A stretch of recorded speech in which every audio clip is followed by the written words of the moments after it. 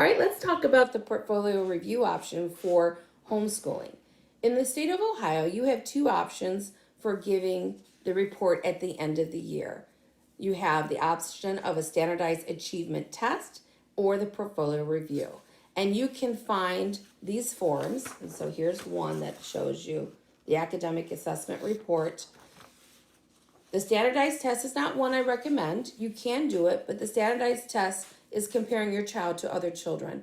If you do choose to do the standardized test form, you only give the composite score and not the score of the individual subjects. And when you give the composite score in the state of Ohio, your child has to score over 25%. So if your child did not score well, then you can choose the written narrative or the portfolio review.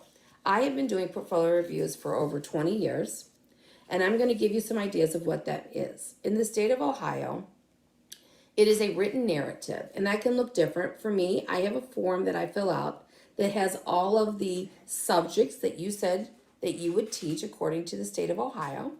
Those subjects are for age 6 to 18, so you might be heavy in some when they're younger and lighter than others, and maybe heavy in most of them as they get older. So I just look for evidence of that as we go through your portfolio. So I would suggest to you that the portfolio tells the story of your particular homeschool. It's a great way to save memories from your school year. It shows all that you've accomplished, especially if you're starting to have doubts about the progress that you made this year. Many times when you sit down with me, you realize, wow, I forgot we have done all of this. It also shows an overview of progress in your child's abilities and interests, and it also shows me their strengths and some of their weaknesses. And I share with you ways that you can deal with those, and we can talk more about that. So what is a way you can present your portfolio? What is a portfolio? A portfolio is a sample of your child's work from the beginning, middle, and end of the year to cover all of the different subjects that Ohio requires. You can bring a binder with different subjects in there with dividers. You might give it in an accordion file that's divided by the subjects. You can bring it in a milk crate or a box. It could be a notebook and a calendar and photos. You can see there are so many different ways of presenting your portfolio.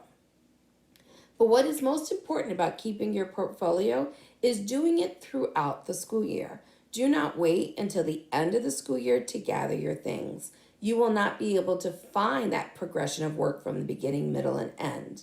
So if you have a box set aside at the beginning of the year, and every so often throw in a math paper, throw in your writing. Writing is very important. Make a list of what your child's reading or the videos that they're watching. All of these things will help for you to not have to remember at the end of the year what you did. Another thing you can do is keep a list of your field trips that you have taken. That shows me some of the topics that you've studied. I like to see writing. Writing shows me if your child's applying what they've learned in grammar and spelling and writing technique. So writing can cover a lot of different subject areas. You can bring good and poor scores. You can show corrections that are made on the work. When we're looking for a progression from the beginning, middle, and end of the year. I talked about photos. I have some families who just bring me photo albums and we talk through what they've done. Any awards or certificates your child has received, field trips that you've gone on, or vacations, because everything counts. Even if you think it's not school related, everything counts. Projects your child has done, and if they're cumbersome, you can take photographs and bring those. Journals your child has written in, if you do lap books or notebooking, all of that is great to see.